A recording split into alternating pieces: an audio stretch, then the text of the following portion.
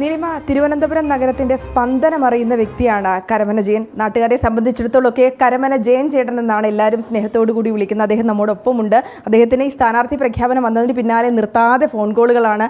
അപ്പോൾ അദ്ദേഹത്തോട് തന്നെ നമുക്ക് ചോദിക്കാം. സ്ഥാനാർത്ഥി പ്രഖ്യാപനം എത്തിയിരിക്കുകയാണ്. വലിയ ജനങ്ങളെ സംബന്ധിച്ചിടത്തോളം, നാട്ടുകാരെ സംബന്ധിച്ചിടത്തോളം വലിയ ആത്മവിശ്വാസം നൽകുന്നതാണ്. താങ്കൾ ഈ ഒരു സ്ഥാനാർത്ഥിത്വത്തിലേക്ക് വരണമെന്ന് ആഗ്രഹിച്ചവരുമുണ്ടല്ലോ. തീർച്ചയായിട്ടും ഞാൻ ജനിച്ചു വളർന്ന മണ്ണിലാണ് എനിക്ക് മത്സരിക്കാൻ എൻ്റെ പാർട്ടി അനുമതി നൽകിയിരിക്കുന്നത്. അത് ആദ്യം ഞാൻ പാർട്ടിയുടെ അഖിലേന്ത്യാ അധ്യക്ഷൻ, പ്രധാനമന്ത്രി, ഹോം മിനിസ്റ്റർ അമിത്ഷാജി, അതോടൊപ്പം BJPയുടെ സംസ്ഥാന അധ്യക്ഷൻ രാജുവേട്ടൻ, മുൻ അധ്യക്ഷന്മാരടക്കമുള്ള എല്ലാവർക്കും ഞാൻ പാർട്ടി നേതൃത്വത്തിനോട് ഞാൻ നന്ദി, ജനങ്ങൾക്ക് വേണ്ടി, തിരുവനന്തപുരം നിയോജക മണ്ഡലത്തിലെ ജനങ്ങൾക്ക് വേണ്ടി, ഇവിടുത്തെ പാർട്ടി പ്രവർത്തകർക്ക് വേണ്ടി നന്ദി പറയുകയാണ്. ജയചേട്ടനെ സംബന്ധിച്ചിടത്തോളം ഒരു പുതുമുഖമില്ല. തിരുവനന്തപുരത്തെ നഗരത്തിൻ്റെ സ്പന്ദനം അറിയുന്ന ആളാണ്. എപ്പോഴും നമ്മൾ തിരഞ്ഞെടുപ്പ് സമയത്ത് മാത്രമല്ല, എല്ലാ പൊതുപ്രശ്നങ്ങളിലും ജനങ്ങൾക്ക് എന്താവശ്യമുണ്ടെങ്കിലും അവിടെ ഓടിയെത്തുന്ന വ്യക്തി കൂടിയാണ്. കഴിഞ്ഞ 45 വർഷക്കാലമായി ഈ തിരുവനന്തപുരം നഗരത്തിൽ ഞാൻ പ്രവർത്തിക്കുന്നുണ്ട്.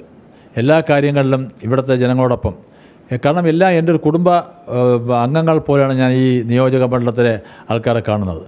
എന്നെ അങ്ങനെയാണ് കാണുന്നത്. എന്നെ ജയൻ ചേട്ടാ എന്ന് വിളിക്കുന്നവരുണ്ട്, ജയൻ അണ്ണ എന്ന് വിളിക്കുന്നവരുണ്ട്, എന്നെ ജയ എന്ന് വിളിക്കുന്നവരുണ്ട്.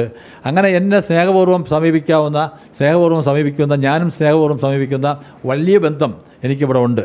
എല്ലാ മേഖലകളിലും, ജാതിക്കും മതത്തിനും രാഷ്ട്രീയത്തിനും അതീതമായിട്ടുള്ള വലിയ ബന്ധം എനിക്കുണ്ട്. അത് എനിക്ക് തീർച്ചയായിട്ടും എൻ്റെ പാർട്ടി അതറിഞ്ഞുകൊണ്ട് തന്നെയാണ്, വിജയിക്കാൻ സാധ്യത ഉണ്ട് എന്ന് അറിഞ്ഞുകൊണ്ട് തന്നെയാണ്, മനസ്സിലാക്കിക്കൊണ്ട് തന്നെയാണ് വൈകിയ വേളയിലെങ്കിലും ഈ പാർട്ടി ഇങ്ങനെ ഒരു തീരുമാനമെടുത്തത്. അതിന് യാതൊരു സംശയം വേണ്ട. ഇത് ജനങ്ങളുടെ വിജയമായി തന്നെ ഞാൻ കാണും.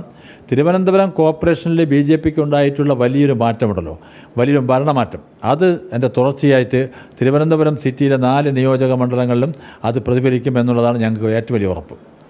ജനങ്ങൾക്ക് പ്രത്യേകിച്ച് എന്തെങ്കിലും കാര്യങ്ങൾ, അതായത് പൊതുപ്രശ്നങ്ങളടക്കം നിരവധി പ്രശ്നങ്ങൾ നിലനിൽക്കുന്ന ഒരു ഇടമാണ് തിരുവനന്തപുരം സെൻട്രൽ. തിരുവനന്തപുരം നിയോജക മണ്ഡലം എന്ന് പറയുമ്പോൾ ശ്രീ പത്മനാഭസ്വാമി ക്ഷേത്രം, വെട്ടുകാട് ചർച്ച്, ഭീമാപ്പള്ളി, ഇതുപോലുള്ള വലിയ പുണ്യ സ്ഥാപനങ്ങൾ, മതസ്ഥാപനങ്ങൾ നിലനിൽക്കുന്ന, സെക്രട്ടേറിയറ്റ് നിലനിൽക്കുന്ന, റെയിൽവേ സ്റ്റേഷൻ നിലനിൽക്കുന്ന ഒരു മണ്ണാണ്. തീർച്ചയായിട്ടും ഇവിടെ എല്ലാവിധ വിഭാഗം ജനങ്ങളും ജീവിക്കുന്ന ഒരു പ്രദേശമാണ് തിരുവനന്തപുരം. അപ്പോൾ അതുകൊണ്ട് രാഷ്ട്രീയപരമായി ചിന്തിക്കാൻ കഴിവുള്ള, നല്ല കെൽപ്പുള്ള ജനവിഭാഗങ്ങൾ തിങ്ങിപ്പാർക്കുന്ന ഒരു നിയോജക മണ്ഡലം എന്ന നിലയിൽ ഇന്നത്തെ രാഷ്ട്രീയ സാഹചര്യങ്ങളിലും ഇന്നത്തെ കേരളത്തിലെ സാഹചര്യങ്ങളിലും നോക്കുന്ന സമയത്ത് BJPയുടെ നേതൃത്വത്തിൽ കേരളത്തിലൊരു ഭരണം വരണമെന്നും BJPയുടെ നേതൃത്വത്തിലുള്ള NDA അധികാരത്തിൽ വരണമെന്ന് ആഗ്രഹിക്കുന്ന ജനവിഭാഗങ്ങൾ, അത് തിരുവനന്തപുരത്തെ ഏറ്റവും കൂടുതൽ ശക്തിയായി ചിന്തിക്കുന്നവരെ ഒരു ശക്തമായിട്ടുള്ള ഒരു നിലയുറപ്പുള്ള മണ്ണാണ് തിരുവനന്തപുരം. ചേട്ടൻകുടി എത്തുമ്പോൾ ത്രികോണ മത്സരമാവുകയാണ്. അതും ശക്തിയേറിയൊരു മത്സരം, ശക്തമായിട്ടുള്ള മത്സരം തന്നെ നടക്കും. ത്രികോണ മത്സരം എന്ന് പറയുമ്പോൾ ഞങ്ങൾക്കുള്ള ഭയം എപ്പോഴും അറിയാമല്ലോ, ഞങ്ങൾ എപ്പോഴും ഈ CPM-ഉം കോൺഗ്രസും BJPയെ ജയിക്കാതിരിക്കാനുള്ള അഡ്ജസ്റ്റ്മെൻറ്റുകളുടെ കാലാകാലങ്ങളിൽ ശ്രീ O. രാജഗോപാൽ, BJPയുടെ ഞങ്ങളുടെ നേതാവായിട്ടുള്ള O. രാജഗോപാൽ മത്സരിക്കുന്ന കാലം തൊട്ട് ഉണ്ട്. പക്ഷേ ആ കാലങ്ങളൊക്കെ അല്ല, വ്യത്യസ്തമാണ്. കാരണം ഇവർ ഒരുമിച്ച് നിന്നാൽ പോലും BJPയെ ഇനി പരാജയപ്പെടുത്താൻ കഴിയാത്ത രീതിയിൽ BJPയുടെ സംവിധാനം, ജനപിന്തുണ വർദ്ധിച്ചിട്ടുണ്ട്. അതുകൊണ്ട് ത്രികോണ മത്സരമായാലും ശക്തമായ ത്രികോണ മത്സരത്തിലൂടെ ഞങ്ങൾ വിജയിക്കുക തന്നെ ചെയ്യും. മുൻ MLA കേസിൽ ശിക്ഷിക്കപ്പെട്ട് ആ ഒരു MLA സ്ഥാനത്ത് നിന്ന് നഷ്ടപ്പെട്ട ഒരാളാണ് ആൻ്റണി രാജു. അപ്പോൾ ആൻ്റണി രാജു MLA ആയിരിക്കുന്ന സമയത്ത് പോലും മണ്ഡലത്തിൽ കൃത്യമായി പ്രവർത്തനങ്ങൾ ചെയ്യാത്തൊരു സാഹചര്യമുണ്ട്. നമുക്കറിയാം, ഒരു മഴ പെയ്തു കഴിഞ്ഞാൽ തമ്പാനൂർ നഗരം വെള്ളക്കെട്ടാൽ മൂടുന്ന ഒരിടം കൂടിയാണ്. കഴിഞ്ഞ 5 വർഷക്കാലത്തെ ആൻ്റണി രാജുവിൻ്റെ അദ്ദേഹത്തിൻ്റെ കാലഘട്ടത്തിൽ MLA എന്ന നിലയിൽ അദ്ദേഹം ഒന്നും ചെയ്തിട്ടില്ല. തിരുവനന്തപുരത്ത് എത്രയോ വർഷങ്ങളായി വികസനം ദാഹിക്കുന്ന ഒരു ജനവിഭാഗമാണ്.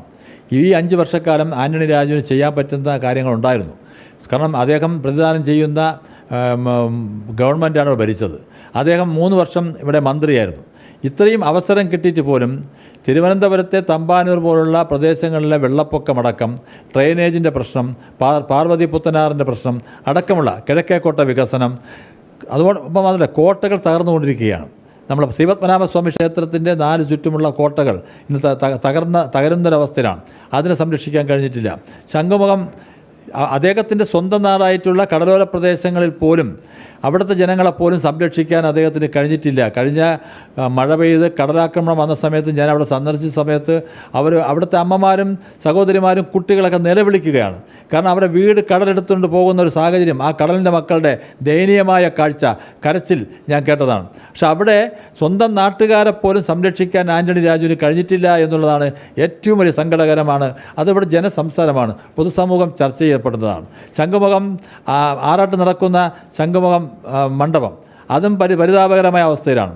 ഇതെല്ലാം സംരക്ഷിക്കുവാൻ ഇവിടുത്തെ ജനകീയ പ്രശ്നങ്ങളിൽ ഇടപെട്ട് ജനങ്ങളോടൊപ്പം നിൽക്കാനോ വികസനങ്ങൾ സാധ്യമാക്കാനോ 5 വർഷക്കാലത്തെ 5 വർഷം ഗവൺമെൻറ്റിനും കഴിഞ്ഞിട്ടില്ല. ഇവിടെ MLA എന്ന നിലയിലും അദ്ദേഹത്തിന് കഴിഞ്ഞിട്ടില്ല. അത് BJP കുറ്റ വിചാരണ ചെയ്തുകൊണ്ട് ഞങ്ങൾ കഴിഞ്ഞ 2 ആഴ്ചയ്ക്ക് മുമ്പ് പേട്ട ജംഗ്ഷനിൽ പരിപാടി നടത്തിയിരുന്നു. അത് ജനങ്ങൾ വളരെ അംഗീകരിച്ച ഒരു പരിപാടിയായിരുന്നു. ജനങ്ങൾ ഇന്ന് പൊതു സംസാരമാണ്. കാരണം BJPയുടെ നേതൃത്വത്തിലുള്ള ഒരു സംവിധാനം വരണമെന്ന് തന്നെയാണ് ജനങ്ങൾ ആഗ്രഹിക്കുന്നത്. തീർച്ചയായും ഇപ്പോൾ ജനങ്ങളിലേക്ക് ഇറങ്ങിച്ചെല്ലുകയാണ്. പ്രത്യേകിച്ച് ഇറങ്ങിച്ചെല്ലേണ്ട ഒരു കാര്യമില്ലെങ്കിൽ പോലും റോഡ് ഷോയും മറ്റു കാര്യങ്ങളൊക്കെ എപ്പോഴായിരിക്കും തുടങ്ങുക? ഞാൻ ജനങ്ങളോടൊപ്പം എപ്പോഴും ഉണ്ട്. ശ്രീ പത്മനാഭസ്വാമി ക്ഷേത്രത്തിൽ രാവിലെ എല്ലാ ദിവസവും 6:30 മണിക്ക് ദർശനം നടത്തി ഇറങ്ങി വരുന്ന സമയത്ത് അവിടെ തൊട്ട് തുടങ്ങും ജനങ്ങളുടെ വിഷമങ്ങൾ കേൾക്കാനും ജനങ്ങളുടെ പരാതി കേൾക്കാനും. അവിടെ തുടങ്ങിക്കഴിഞ്ഞാൽ എൻ്റെ അവസാനം രാത്രി വരെ ഈ തിരുവനന്തപുരത്ത് തന്നെ കഴിഞ്ഞ ഒരു 5 വർഷക്കാലം 2021 ശേഷം 5 വർഷക്കാലം ഞാൻ തിരുവനന്തപുരത്തെ ജനങ്ങളുടെ ഇടയിൽ തന്നെ ഉണ്ട്. പിന്നെ ഇപ്പോൾ തിരഞ്ഞെടുപ്പ് സ്ഥാനാർത്ഥി എന്ന നിലയിലാണ് ഞാൻ ഇറങ്ങാൻ പോകുന്നത്. ഇതുവരെ ഒരു പൊതുപ്രവർത്തകൻ, ഒരു രാഷ്ട്രീയ പ്രവർത്തകൻ എന്ന നിലയിലാണ് ഞാൻ ഇറങ്ങിയത്. ഇനിയിപ്പോൾ ഇറങ്ങാൻ പോകുന്നത് ഒരു സ്ഥാനാർത്ഥി, NDAയുടെ സ്ഥാനാർത്ഥി എന്ന നിലയിൽ അഭിമാനപൂർവ്വം ഞാൻ രംഗത്തിറങ്ങുകയാണ്. അപ്പോൾ ഉടനെ ജനങ്ങളിലേക്ക് പ്രത്യേകിച്ച് ഇറങ്ങിച്ചെല്ലേണ്ട കരമന ജയൻ ചേട്ടൻ എല്ലാവർക്കും സുപരിചിതനാണ്. അദ്ദേഹം ഇനി വോട്ട് അഭ്യർത്ഥിച്ചുകൊണ്ട് ജനങ്ങളിലേക്ക് എത്തിച്ചെല്ലാൻ അല്പസമയങ്ങൾക്കും തന്നെ അദ്ദേഹം ജനങ്ങളെ കാണുകയും ഒപ്പം തന്നെ സ്ഥാനാർത്ഥി പര്യടനമൊക്കെ ആരംഭിക്കുന്നതായിരിക്കും. നീലിമ. ഓക്കെ വീണ, ഏതായാലും തിരുവനന്തപുരം സെൻട്രൽ എന്ന് പറയുന്നത് BJPയെ സംബന്ധിച്ച് A ക്ലാസ് മണ്ഡലമാണ്. ഭരണസിരാ കേന്ദ്രം നിലകൊള്ളുന്ന മണ്ഡലം. തിരുവനന്തപുരം കോർപ്പറേഷനിൽ BJP നേടിയ 45 വർഷത്തെ ഇടത് ഭരണത്തിന് അറുതി വരുത്തിക്കൊണ്ട് BJP നേടിയ വലിയ വിജയം, അതൊക്കെ വലിയ മുതൽക്കൂട്ടാവുകയാണ് കരമന ജയനെ സംബന്ധിച്ചിടത്തോളം. വ്യക്തിപരമായി നോക്കുകയാണെങ്കിൽ കരമന ജയൻ പ്രവർത്തന മികവിൽ വളരെ മുൻപന്തിയിൽ നിൽക്കുന്ന നേതാവ്. മണ്ഡലത്തെ കൃത്യമായി അറിയാം. കൈവെള്ള പോലെ തിരുവനന്തപുരം മണ്ഡലം കൊണ്ടു നടക്കുന്ന കരമന ജയനെയാണ് BJP ഇപ്പോൾ തിരുവനന്തപുരം സെൻട്രലിൽ സ്ഥാനാർത്ഥിയാക്കിയിരിക്കുന്നത്. വലിയ ശുഭപ്രതീക്ഷ, വിജയപ്രതീക്ഷയാണ് കരമന ജയൻ പങ്കുവച്ചത്. MS വീണയാണ് അദ്ദേഹത്തോടൊപ്പം ചേർന്നത്.